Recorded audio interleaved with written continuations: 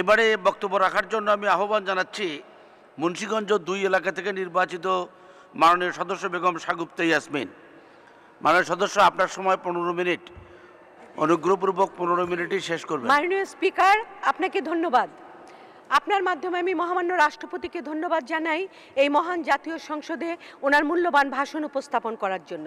আমার বক্তব্যের প্রথমে আমি গভীর শ্রদ্ধার সঙ্গে স্মরণ করি হাজার বছরের শ্রেষ্ঠ বাঙালি আমাদের জাতির জনক বঙ্গবন্ধু শেখ মুজিবুর রহমানকে, যে নেতার জন্ম না হলে বাংলাদেশ স্বাধীন হওয়া সম্ভব হতো না। আমি শ্রদ্ধার সঙ্গে স্মরণ করি বীর মুক্তিযোদ্ধাদের এবং অমর শহীদদের। আমি শ্রদ্ধার সঙ্গে স্মরণ করি ২ লক্ষ মা বোন, যেই নির্যাতিত মা বোনদের বিনিময়ে আমরা আজ স্বাধীনতা অর্জন করেছি। আমি শ্রদ্ধার সঙ্গে স্মরণ করি ১৫ই আগস্ট বাংলার মাটিতে নৃশংসভাবে নিহত হয়েছিল, শহীদ হয়েছিল, হত্যা করা হয়েছিল বঙ্গবন্ধু, তার পরিবার এবং অনেক রাজনৈতিক নেতাদের। এই হত্যা শুধুমাত্র একটা হত্যাকাণ্ড ছিল না, এটা ছিল রাজনৈতিক ষড়যন্ত্র। যারা ১৯৯১-৭১ সালে স্বাধীনতা যুদ্ধে পরাজিত হয়েছিল, সেই পরাজিত শক্তি ১৫ই আগস্টে বঙ্গবন্ধুকে সপরিবারে নিহত করে, হত্যা করে। এবং এই হত্যা ছিল আসলে একটি সংবিধানকে হত্যা। এই হত্যা আসলে ছিল একটি রাষ্ট্রকে হত্যা করার চেষ্টা করা। সুতরাং আমরা সবসময় সজাগ থাকব বাংলার মাটিতে যেন ১৫ই আগস্টের মতো আর কোনো ঘটনা কোনোদিন না ঘটে। মাননীয় স্পিকার, আমি কৃতজ্ঞতা জানাই আমাদের মাননীয় প্রধানমন্ত্রী জননেত্রী শেখ হাসিনাকে, যিনি বারবার মনোনয়ন দিয়ে আমাকে মানুষের সেবা করার সুযোগ দিয়েছেন, এই মহান জাতীয় সংসদে আমাকে কথা বলার সুযোগ দিয়েছেন। আমি কৃতজ্ঞতা জানাই আমার নির্বাচনী এলাকার সকল ভোটারদের, যাদের পবিত্র ভোটের বিনিময়ে, বিশ্বাসের বিনিময়ে আজ এই মহান জাতীয় সংসদে আমি কথা বলতে পারছি। মাননীয় স্পিকার, উন্নয়নের গণতন্ত্র শেখ হাসিনার মূল মন্ত্র। জননেত্রী শেখ হাসিনার নেতৃত্বে এগিয়ে যাচ্ছে বাংলাদেশ। বাংলাদেশ আজ একটি অপার সম্ভাবনার দেশ। অর্থনীতি সহ সামাজিক, সাংস্কৃতিক, পরিবেশ, আইন শৃঙ্খলা এবং জঙ্গি দমনে বাংলাদেশের অভাবনীয় অগ্রগতি আজ বিশ্বের সকল দেশের কাছে অনুপ্রেরণা। এই সব কিছুই সম্ভব হয়েছে জননেত্রী শেখ হাসিনার দৃঢ়তা এবং দক্ষ নেতৃত্বের কারণে। একসময় এই বাংলা ছিল তলাবিহীন ঝুড়ি, আজকে এই উপচে পড়া ঝুড়ি দেখে পৃথিবী মুগ্ধ হয়। বাংলাদেশের শিক্ষিত এবং যোগ্য ছেলেরা, যারা আগে পাশ করে ইউরোপ এবং আমেরিকায় চাকরি খুঁজত, তারা আজকে লেখাপড়া শিখে নিজের দেশে ফিরে এসেছে। অনেকেই তারা ভালো ভালো চাকরি রেখে দেশে ফিরে এসেছে। নিজ মাটিতে উন্নয়ন, অগ্রগতির সম্ভাবনার এই বিপ্লবে তারা শরিক হতে চায়। কারণ দেশি বিদেশি সকল সূচক এবং অর্থনৈতিক নিরীক্ষায় বাংলাদেশ সকল প্রকার গতানুগতিক ধারণা এবং হিসাব সমীকরণ সব কিছু পাল্টে দিয়ে বিশ্বের বিস্ময় হিসাবে আবিষ্কৃত হচ্ছে। এই যে উন্নতি, এই উন্নতির ধারাবাহিকতা সাস্টেইন এবং মেনটেন করতে হলে আমাদেরকে অনেক বিদ্যুতের প্রয়োজন। এবং এই বিদ্যুৎ আমাদের যখন ২০০৯ সালে যখন মাননীয় প্রধানমন্ত্রী হয়, তখন বিদ্যুতের উৎপাদন ছিল ৩,২০০ মেগাওয়াট। সেই কারণ বিদ্যুৎ ছাড়া একটা দেশ কখনো, একটা জাতি কখনো উন্নতি করতে পারে না। বিদ্যুতের উৎপাদন করে নাই বিএনপি, কারণ তারা খাম্বা বিক্রি করেছে। খাম্বা দিয়ে তখনকার প্রধানমন্ত্রীর ছেলে সমানে ব্যবসা করেছে, কিন্তু বাংলার মানুষকে বিদ্যুৎ দেয় নাই। জননেত্রী শেখ হাসিনার অক্লান্ত প্রচেষ্টায় উনি মাত্র ৮ বছরের মধ্যেই ১৫,৩৫১ মেগাওয়াট বিদ্যুৎ উৎপাদন করেছে। মাননীয় স্পিকার, আমরা আশা করছি ইনশাল্লাহ ২০২১ সালের মধ্যে এই বাংলাদেশে যদি জননেত্রী শেখ হাসিনার হাতে দেশের সেবা করার সুযোগ থাকে, ২৪,০০০ মেগাওয়াটে উন্নীত হবে এই বিদ্যুৎ উৎপাদন। রামপাল বিদ্যুৎ কেন্দ্র এই প্রয়াসের একটি অংশ মাত্র, এবং এই প্রয়াসকে বাধাগ্রস্ত করছে, যেমন পদ্মা সেতু নির্মাণে বাধাগ্রস্ত করেছে। পদ্মা সেতুর জন্য যেমন দাঁত ভাঙা উত্তর পেয়েছে, ইনশাল্লাহ রামপালের ব্যাপারে ষড়যন্ত্র করলে তেমন দাঁত ভাঙা উত্তরই পাবে। বিএনপি জামাত জোট সরকারের সদিচ্ছার অভাবের কারণেই ইন্টারনেট ছিল বাংলাদেশের একটি দুর্লভ বস্তু। তারা কখনো চায়নি তরুণ সমাজের মেধা বিকাশ হোক এবং উন্নতি সাধিত হোক, কিন্তু আজ সকালে সকলের হাতে হাতে ঘরে ঘরে ইন্টারনেট। প্রত্যন্ত গ্রামে গেলেও ইন্টারনেটের সুবিধা পাওয়া যায়। আজ আমরা শুধু ইন্টারনেটে স্বয়ংসম্পূর্ণ নয়, আমরা ভুটানে ইন্টারনেট রপ্তানি করতে যাচ্ছি। মিলেনিয়াম ডেভেলপমেন্ট গোলে বাংলাদেশ অভূতপূর্ব সফলতার পরে আজ জাতিসংঘের সাস্টেনেবল ডেভেলপমেন্ট গোল অর্জনের প্রয়াসে বাংলাদেশকে একটি রোল মডেল হিসাবে বিশ্বে মহলে তুলে ধরা হয়েছে। বিশেষ করে কোয়ালিটি এডুকেশন অ্যান্ড জেন্ডার ইকুয়ালিটিতে বাংলাদেশ বিশ্ব দরবারে সফলতার একটা রোল মডেল হিসাবে খ্যাতি অর্জন করেছে। মাননীয় স্পিকার, এগিয়ে যাওয়ার পথ কখনো সহজ ছিল না, অনেক কঠিন ছিল, কারণ বিএনপি জামাত জোট অনবরত এই উন্নতির পথে বাধা হয়ে কাজ করেছে। খালেদা জিয়া নির্বাচন কমিশন গঠন এবং নির্বাচন অনুষ্ঠানের সংক্রান্ত 13 দফা দাবি অধিকাংশই ছিল অগণতান্ত্রিক এবং এই দেশের সুস্থ রাজনীতির জন্য এটা ছিল বিপজ্জনক। বাংলাদেশ সাম্প্রদায়িক সম্প্রীতির দেশ, সাম্প্রদায়িক সম্প্রীতির এই সুন্দর দেশটাকে যুদ্ধাপরাধী জামাত যারা মহান স্বাধীনতা যুদ্ধের সময় আমার ভাইকে হত্যা করেছে, আমার মারকে পাকিস্তানি সেনাদের হাতে তুলে দিয়েছে, তার সঙ্গে বিএনপি গাঁটছড়া বেঁধেছে। তাই জনগণ বলে, যেমন কানু বিনে গীত নাই, জামাত বিনে বিএনপি নাই। যেই জামাত ছাড়া বিএনপির কোনো অস্তিত্ব নাই, সেই বিএনপির অস্তিত্ব আছে বলে আমরা স্বীকার করি না। আমি মনে করি যে 21শে আগস্টের অপারেশনের মাস্টার মাইন্ড ছিল তারেক জিয়া এবং গিয়াসউদ্দিন কাদের চৌধুরী। তখন প্রধানমন্ত্রী ছিল খালেদা জিয়া এবং খালেদা জিয়া সরাসরি আমাদের প্রধানমন্ত্রী জননেত্রী শেখ হাসিনাকে হত্যা করার চেষ্টা করা হয়েছে। অথচ আওয়ামী লীগ সরকার কত ভালো, উনি নির্বিঘ্নে এখন ঘরে বসবাস করতে পারে। আমরা এই ধরনের কোনো চেষ্টা মাননীয় স্পিকার করি নাই। খালেদা জিয়া শুধু বঙ্গবন্ধু এবং স্বাধীনতা নিয়ে মিথ্যাচার করেনি, উনি বলেছেন বঙ্গবন্ধু প্রধানমন্ত্রী হতে চেয়েছিল, কিন্তু বঙ্গবন্ধুর একটা ভাষণ বাংলার মানুষের ঘরে ঘরে বাজে, রোজই বাজে, কানে কানে, মনে মনে।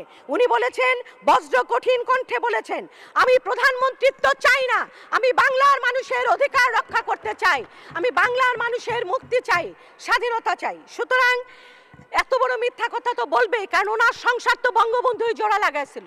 যখন তার স্বামী তাকে গ্রহণ করতে চায় নাই, তখন বঙ্গবন্ধু ওনার সংসারকে জোড়া লাগিয়েছিল। এই জন্যে আজকে বঙ্গবন্ধুর বিরুদ্ধে উনি লাগছেন। শুধু জনপ্রিয়তা, উনি ওনার ছাত্রদলকে বলছে, শুধু জনপ্রিয়তা দিয়ে ক্ষমতায় যাওয়া যায় না, তথ্য সন্ত্রাস এবং নৈরাজ্য সৃষ্টি করো। এই হলো খালেদা জিয়া। আর আমাদের নেত্রী শেখ হাসিনা ছাত্রলীগকে বলছে, লেখাপড়া শিখো, মানুষের মতো মানুষ হও, নিজের পায়ে দাঁড়াও। দুইটা দলের মধ্যে এই তফাৎ। বিএনপিকে মনে রাখা দরকার, 2001 সালের মতো লতিফুর মার্কা নির্বাচন বাংলার মাটি তার কোনোদিন হবে না মাননীয় স্পিকার। তাদের কিন্তু সন্ত্রাসের কেন্দ্রস্থল হলো পৃথিবীতে, এটা হলো পাকিস্তান। তাদের অপারেশনের কেন্দ্র হলো আইএসআই। এই আইএসআই এর অর্থ খালেদা জিয়া গ্রহণ করে এবং আইএসআই খালেদা জিয়ার ক্যাডারদেরকে ট্রেনিং দেয়। এই কথা পাকিস্তানের কোর্টে প্রমাণ হয়েছে, সেখানে প্রমাণিত সত্য আইএসআই এর টাকা নিয়মিত খালেদা জিয়া গ্রহণ করে থাকে। আসলে মাননীয় স্পিকার, বাস্তবতা হচ্ছে বাংলাদেশের জননেত্রী শেখ হাসিনা একমাত্র গণতান্ত্রিক নেতা, যিনি বাংলাদেশের মিলিটারি শাসনের লিগ্যাসির সৃষ্ট যাবতীয় প্লেয়ার এবং উন্নয়ন বিরোধী ন্যাচারাল এবং ষড়যন্ত্রকারী সকল প্লেয়ারকে মোকাবেলা করা ইনশাল্লাহ বাংলাদেশকে উন্নত গণতান্ত্রিক রাষ্ট্রে পরিণত করছে। জননেত্রী শেখ হাসিনা এখন শুধু একজন পলিটিশিয়ান নয়, উনি একজন স্টেটসম্যানও বটে। দেশের রাজনীতিতে বহু আকাঙ্ক্ষিত স্থিতিশীলতা আনয়ন, অর্থনৈতিক উন্নয়নে বিশ্ব স্বীকৃত সাফল্য অর্জন তার নেতৃত্বে আজ একটি ইনস্টিটিউশনে পরিণত হয়েছে। স্বপ্ন দেখানোর চেয়ে বড় কিছু আর নাই পৃথিবীতে। আমাদের নেত্রী জননেত্রী শেখ হাসিনা বাংলার যুব সমাজকে, বাংলার মানুষকে স্বপ্ন দেখতে শিখিয়েছে। স্বপ্ন আমাদের বড় শক্তি, আমাদের অস্ত্র, আমাদের সম্পদ। জননেত্রী শেখ হাসিনা, তাই আমরা বলি জননেত্রী শেখ হাসিনা এবং বাংলাদেশ, এই দুইটি শব্দ আজকে সমার্থকে পরিণত হয়েছে। জননেত্রী শেখ হাসিনাকে দেখলে আমরা বলি, ওনার ভিতরে দেখলে আমরা সাহস পাই। মেঘ দেখে ভয় কেন, আড়ালে তার সূর্য হাসে। যতক্ষণ পর্যন্ত উনি আছেন ততক্ষণ পর্যন্ত ইনশাল্লাহ আমরা সাহস হারাবো না, আমরা পথ হারাবো না। তিনি আজ আকাশের বুকে জল জ্বলে তারার মতোই আলোয় উদ্ভাসিত। ওনার দৃঢ়তা, আত্মসম্মানবোধ, ব্যক্তিত্ব, সততার শক্তিতে তিনি অসীম সাহসী একজন সফল রাষ্ট্রনায়ক। পদ্মা সেতু নিয়ে দুর্নীতি করেছে দুর্নীতির জন্য মামলা করেছে, এই মিথ্যা মামলা পরাজিত হয়েছে এবং কানাডার কোর্টে এই মিথ্যাকে মিথ্যা হিসেবে প্রমাণ হয়েছে এবং সত্যের জয় হয়েছে। এই সেতুর 40 ভাগ কাজ সমাপ্ত হয়েছে এবং 9.15 কিলোমিটার এই সেতু দ্রুত এগিয়ে যাচ্ছে। মাননীয় স্পিকার, আমার নির্বাচনী এলাকা দিয়ে এই সেতু গেছে, এখানে বিন্দু পরিমাণ কোনো দুর্নীতি উপরের দিকে তো হয়ই নাই। আমার নির্বাচনী এলাকায় একটা মানুষ এই সেতুর জায়গায় এক কাপ চা খাইতে কোনোদিন যায় নাই। মাননীয় স্পিকার, এটা আমরা ইবাদতের মতো করে আমাদের নেত্রী শেখ হাসিনা এই সেতু করতে আমাদেরকে শিখিয়েছে। আমাদের লৌহজুঙের মানুষের দাবি বেশি, তাই মুন্সিগঞ্জ এবং লৌহজুঙের পক্ষ থেকে আমি বলবো এই সেতুর নাম যেন করা হোক শেখ হাসিনা সেতু। মাত্র 8 বছরের ব্যবধানে আওয়ামী লীগ সরকারের আমলে খাদ্যশস্য উৎপাদন বেড়েছে 60 লক্ষ মেট্রিক টন। আজকের এই অর্জন হয়েছে আমাদের সুন্দর কৃষি বান্ধব নীতির কারণে। ওয়ার্ল্ড ইকোনমিক ফোরামের জরিপে উন্নয়নশীল দেশগুলির মধ্যে অন্তর্ভুক্তিমূলক উন্নয়নের দিক থেকে দক্ষিণ এশিয়ার মধ্যে ভারতকেও ছাড়িয়ে গেছে বাংলাদেশ। এই জরিপে আরও বলা হয়েছে আইডিআই এর ভিত্তিতে উন্নয়নশীল 79টি দেশের মধ্যে বাংলাদেশের অবস্থান আল্লাহ রহমত 36 নাম্বার এবং সরকারের যে একটা দায় আছে সেই দায়ও জননেত্রী শেখ হাসিনা অনেক কমিয়ে নিয়ে আসছে। মাননীয় স্পিকার, আমি বলতে চাই with great power comes great responsibility. আমাদের মহান দায়িত্ব আসে, মহান দায়িত্ব বহন ক্ষমতা আসে মহান দায়িত্ববোধের সাথে। এই মহান দায়িত্ব আজ পর্যন্ত যত রাষ্ট্রনায়ক হয়েছে, জাতির পিতার পরে জননেত্রী শেখ হাসিনা প্রমাণ করেছে যে মহান দায়িত্বের সঙ্গে উনি মহান রেসপন্সিবিলিটি পালন করেছে। তার জন্যই এখন বাংলাদেশের মানুষের গড় আয়ু 71.8 বছর। উন্নত স্বাস্থ্যসেবা দেওয়ার কারণে উনি south south cooperation visionary award অর্জন করেছেন। বাংলাদেশের শ্রমশক্তিতে নারীর অংশগ্রহণ 41%। মাননীয় স্পিকার, আমাকে একটু সময় বাড়িয়ে দেবেন। আমার স্বপ্ন, আমার অস্তিত্ব, আমার ভালোবাসা, আমার সোনার বাংলা। এই সোনার বাংলাকে লক্ষ কোটি বাঙালির জন্য উপহার দিয়ে গেছেন আমাদের সকল অনুপ্রেরণার উৎস আমাদের জাতির জনক বঙ্গবন্ধু শেখ মুজিবুর রহমান। আর এই সোনার বাংলাদেশকে একদিন পৃথিবীর বুকে মাথা উঁচু করে দাঁড়াবে এই স্বপ্ন দেখতে শিখিয়েছেন তারই সুযোগ্য কন্যা জননেত্রী শেখ হাসিনা। আমরা নারীরা এক সময় বাসন মাজতাম, আমরা নারীরা রান্না করতাম, তরকারিতে লবণ কম হলে আমরা আমাদের সংসারের অন্য মানুষদের কাছে গালিগালাজ শুনতাম। আমরা জানলার শিক দিয়ে নীল আকাশের দিকে তাকিয়ে থাকতাম। নারীরা আমরা মনে করতাম এই নীল আকাশ কি কোনোদিন আমাদের হবে? এই নীল আকাশ আজ বাংলার নারীদের হয়েছে। কেননা জননেত্রী শেখ হাসিনা নারীর অধিকার, নারী নীতি প্রতিষ্ঠিত করে নারীকে রাজনীতিবিদ বানিয়ে, নারীকে এমপি বানিয়ে, নারীকে সিদ্ধান্ত গ্রহণ প্রক্রিয়ার মধ্যে নিয়ে এসে সচিব করা, ডিসি করা, সেনাবাহিনীর মধ্যে নিয়ে উনি নারীর জীবনকে করেছে আলোকিত। উনি খালেদা জিয়ার মতো কোনোদিনই মনে করে নাই যে উনি একা প্রধানমন্ত্রী হলে নারীর ক্ষমতায়ন হয়ে গেল। এই জন্য খালেদা জিয়া মহিলা এমপিদের কাছ থেকে আসন কায়রা নিছে। এই জন্য খালেদা জিয়া ক্ষমতায় আসার 2 বছর প্রায় পরে উনি এই মহিলা এমপিদেরকে সিলেক্ট করছিল। সুতরাং নারীর ক্ষমতায়নের দাম ওনার কাছে নাই, কিন্তু আমাদের নেত্রী জননেত্রী শেখ হাসিনার কাছে আছে।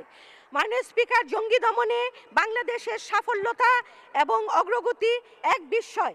যেখানে ইউরোপ, আমেরিকা এবং তুরস্কের মতো দেশ জঙ্গি দমন করতে পারছে না, হিমশিম খাচ্ছে, সেইখানে জঙ্গিদের কোমর ভেঙে দিয়েছে জননেত্রী শেখ হাসিনা। এগুলি তখনই সম্ভব হয় যখন একজন রাষ্ট্রপ্রধানের দেশের প্রতি থাকে গভীর মমত্ববোধ, মায়া এবং নিজ দায়িত্বের প্রতি থাকে প্রগাঢ় নিষ্ঠা এবং আস্থা। তাই দেশবাসীর কাছে আমার আকুল আবেদন, আপনারা নেত্রীর প্রতি আস্থা এবং ভরসা রাখেন।